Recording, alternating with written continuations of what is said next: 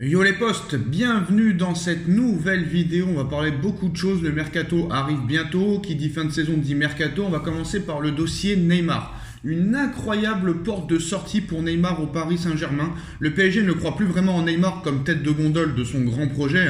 Recruté en 2017 comme le joueur le plus cher de l'histoire, le Brésilien n'a pas répondu aux attentes en dehors de ses performances inintéressantes lors de ces dernières années. Problème, il y a un an, Neymar a prolongé pour 4 saisons au Paris Saint-Germain et se voit donc affublé d'un contrat qui le rend totalement, on va dire, intouchable.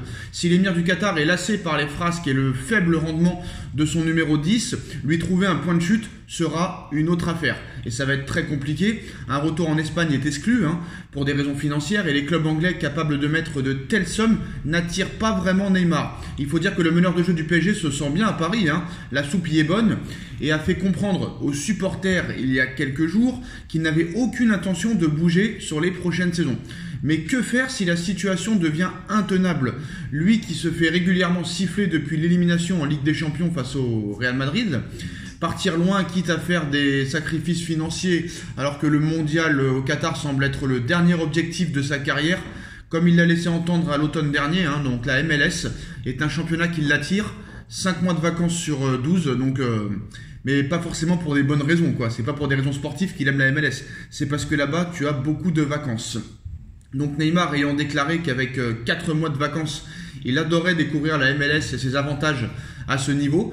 Et si Neymar, qui est le seul joueur de l'histoire à avoir intégré le top 10 du Ballon d'Or sans avoir évolué en Europe, retournait au Brésil, ce serait une possibilité. Un ancien membre de la Seleção devenu consultant l'a mis au défi de revenir à Santos, un club pour qui il clame son amour régulièrement, mais n'a jamais fait savoir qu'il aimerait réellement y retourner. La formation de Sao Paulo n'a clairement pas les moyens financiers de le faire revenir, mais Neymar pourrait faire un énorme sacrifice en revenant à Santos peut-être. Est-ce vraiment vrai que le PSG a mis en vente un joueur comme Neymar? Neymar semble savoir ce qu'il veut faire, c'est rester à Paris et toucher ses 30 millions d'euros par an. Mais bon, moi j'ai envie de lui dire, tu peux aller à Santos, puisque tu dis souvent que tu aimes tellement Santos. Donc voilà, même ce journaliste l'a confié sur la télévision brésilienne. Donc un vœu qui risque de rester quand même inaccessible, Neymar estimant avoir encore du travail à faire en Europe, et son envie suivante est en effet de découvrir le championnat nord-américain peut-être dans les prochaines années pour se rapprocher de son pays tout en conservant un contrat de premier rang et un salaire XXL.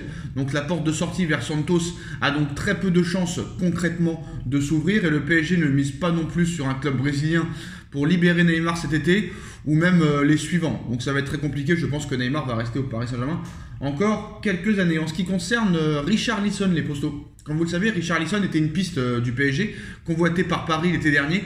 Richarlison ne sera pas retenu par Everton cet été, donc le PSG pourrait faire son attaque à Everton.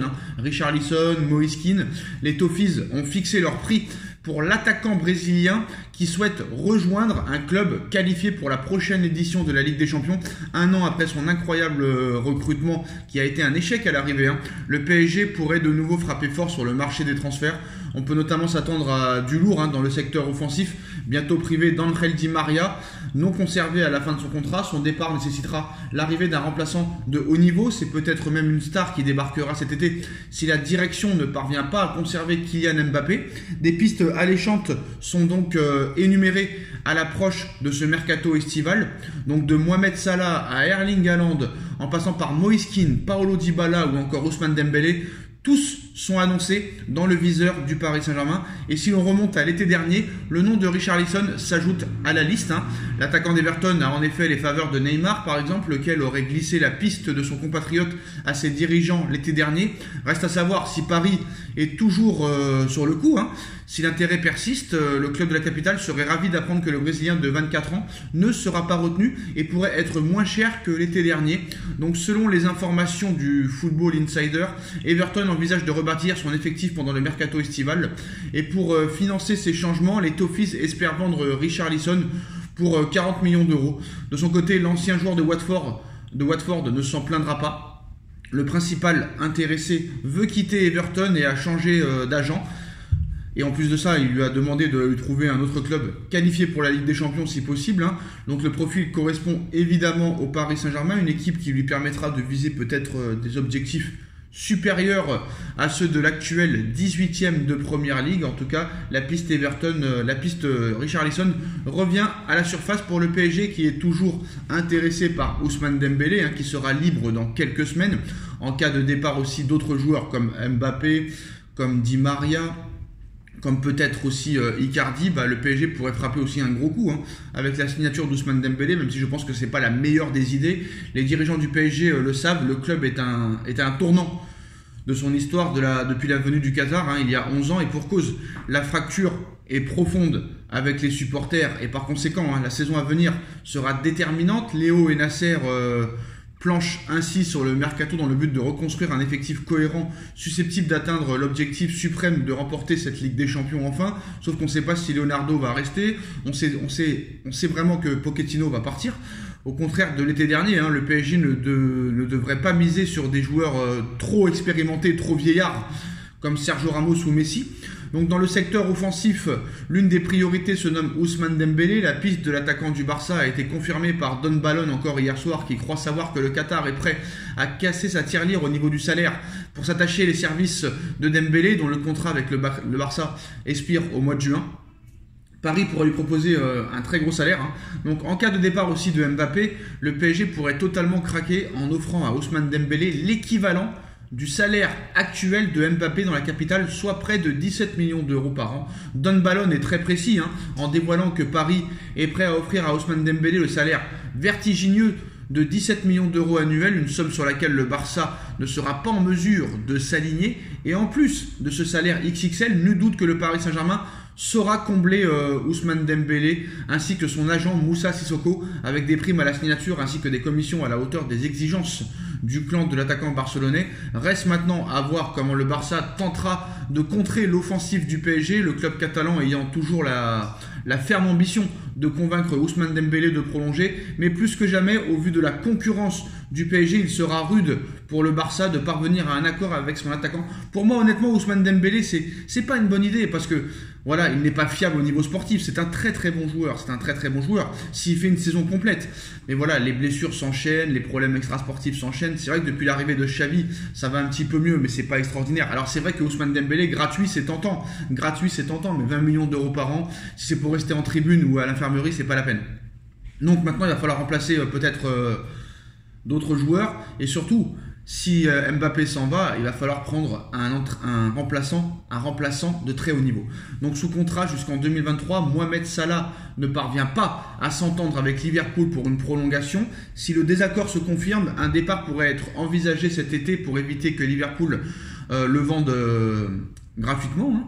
Donc un scénario que le PSG et aussi le Barça attendent avec impatience. Donc les mois passent et la situation de Salah n'évolue pas après de longues discussions avec ses dirigeants. L'attaquant lié à Liverpool jusqu'en 2023 semble encore loin d'un accord pour une prolongation.